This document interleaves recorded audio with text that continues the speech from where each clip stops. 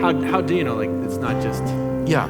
we got the lucky draw Yes, here. it's important to understand that the fine-tuning argument is not saying that it's just because this universe is highly improbable that therefore there must be a designer. And let me give two illustrations that help to make clear the difference between these arguments. Sometimes detractors of the design argument will appeal to a lottery illustration. In a lottery in which all the tickets are sold, any particular person winning is enormously improbable, but somebody has to win, right?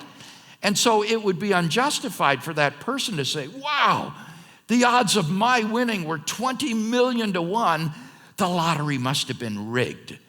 It wasn't really by chance. It was by design. It was rigged. And that would be fallacious. Somebody's got to win, and everybody is equally improbable. Now, what the argument then would say is, well, that's the way it is with the universe. Any particular universe is enormously improbable, but some universe has to exist. And so you can't conclude that because your universe is highly, highly improbable, therefore it must be the product of design. Now, if that were a good analogy for the fine-tuning argument, that would be a great objection. But that's not the correct analogy. That analogy only shows that the objector has misunderstood the argument. The correct analogy would be a lottery in which a billion black ping pong balls were mixed together with one white ping pong ball.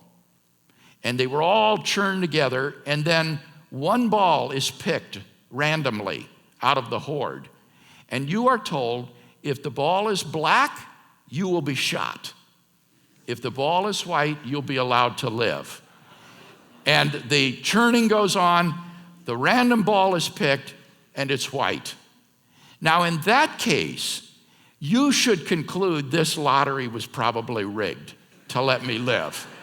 And the reason for it is because we're not concerned with the probability that that particular ball was picked. Any ball is equally improbable, right? But it is incomprehensibly more probable that whichever ball is picked, it will be black rather than white. See, that's the difference. You're not trying to explain why was this ball picked rather than another ball. You're asking why was a life-permitting ball picked rather than a life-prohibiting ball. And if you still don't see the force of that analogy, then imagine that in order to be allowed to live, the white ball had to be picked 5 times in a row.